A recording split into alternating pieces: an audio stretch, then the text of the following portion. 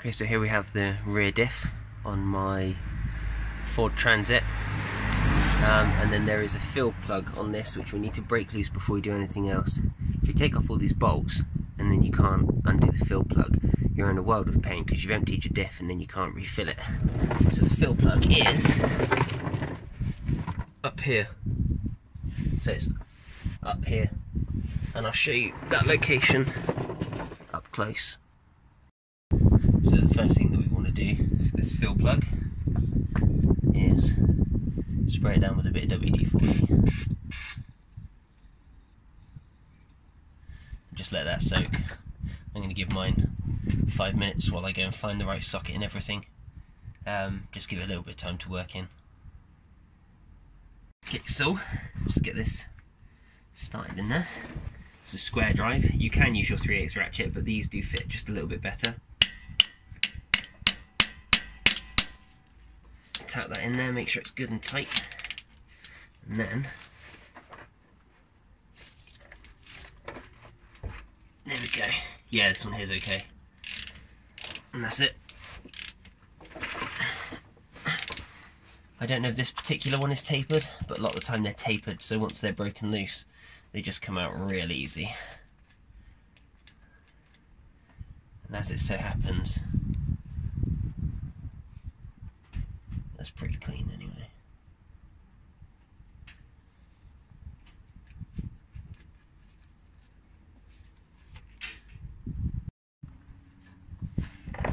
Time to break them all loose.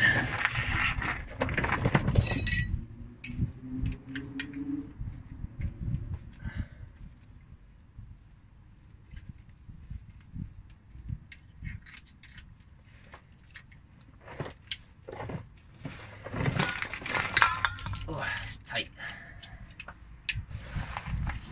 Plan B. Abort. Abort. So what do you do in a situation like this? You only have short spanners like this, and you can't undo the bolt. What do you do? Well, what I like to do is get my spanner on there good and proper. Just make sure that you can see all of this, just for this one. And then what you can do is give it a hammer. There you go, she's loose. See that? Bob's your uncle. Life Hacks 101 on the van with Max.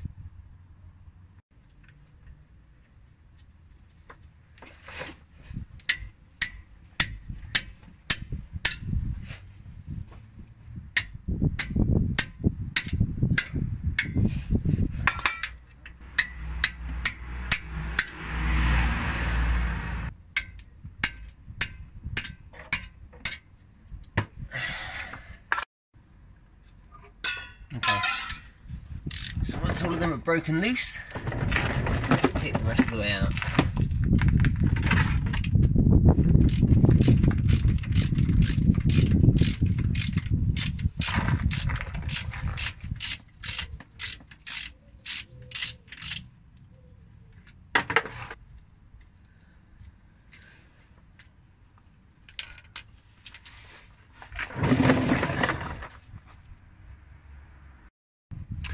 Or, if you're one of those power tool freaks, you can do this with your impact gun.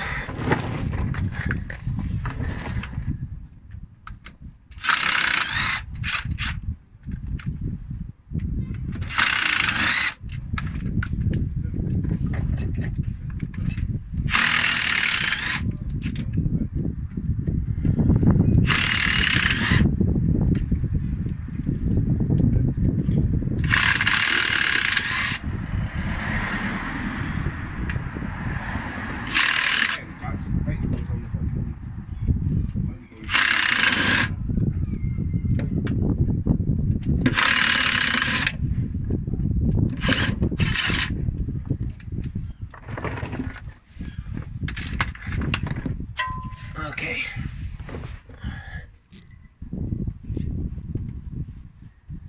See how that's dripping out of the bottom there? So, do not, I repeat, do not remove the top bolt. Slacken it substantially, so you can see, like here, the rubber seal around it here has just come off completely. So this I can, I can almost undo with my hand. Undo that a little bit. Don't undo the whole thing, so that the whole case doesn't just fall down, or cover rather. So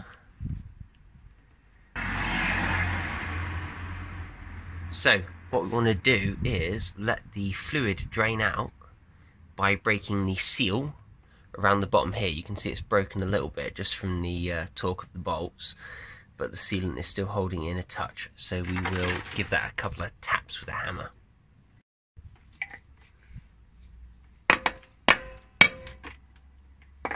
Oh my days, there we go, boy.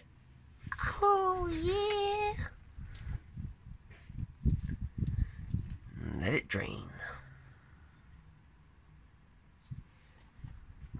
There we go. You can see it's like properly loose there.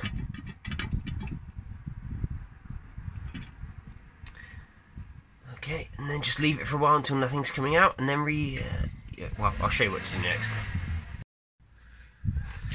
What the heck? Move the top bolt.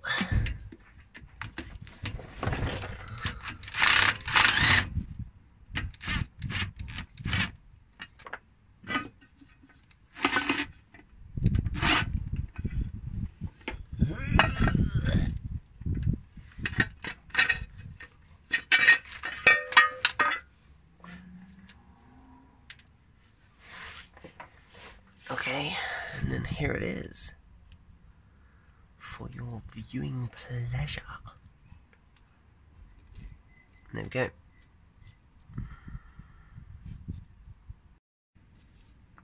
Okay, so once that is all off, once you've taken off the cover, what you really want to do is wait for it to stop dripping. You need to clean up all of the old sealant from the casing itself, which is this part here, and then also from the cover, which is this steel part here. Give that a little clean up.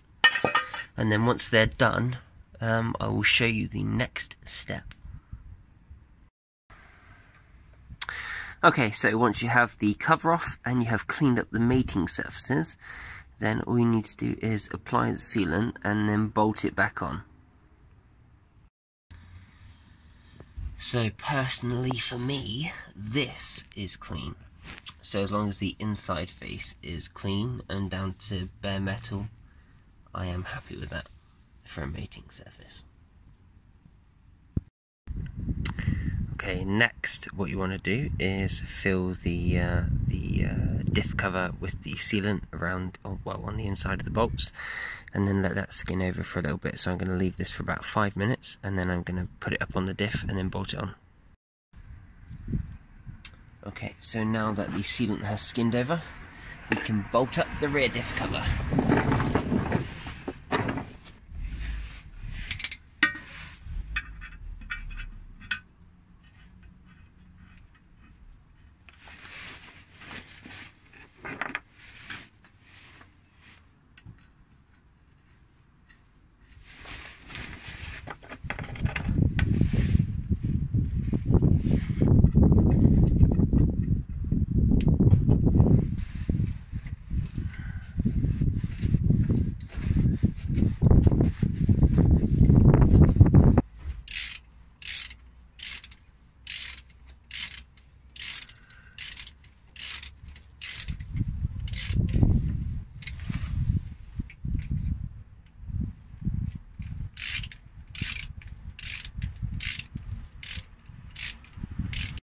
Okay, so now that we have the front cover bolted on, all we need to undo is this fill plug, and now we can fill it with fluid.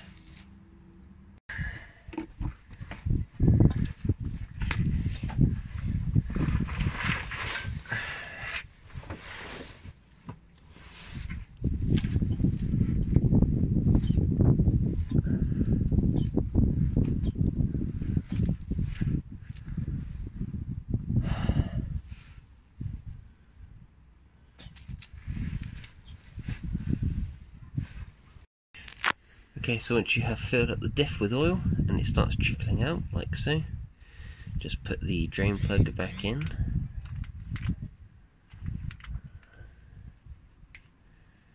Make sure you get the thread started evenly, and then just tighten that back up.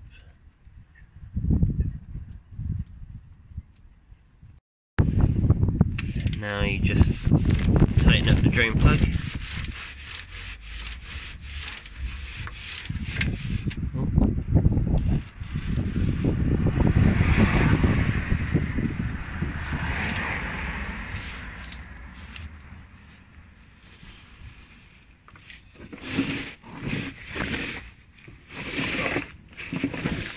There we go.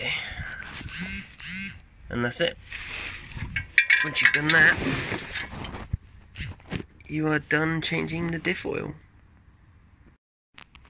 Okay, so then once you have removed the stands, all you need to do is let it back down on the ground and then check for leaks. And if there are no leaks, then you are good to go and drive around like normal.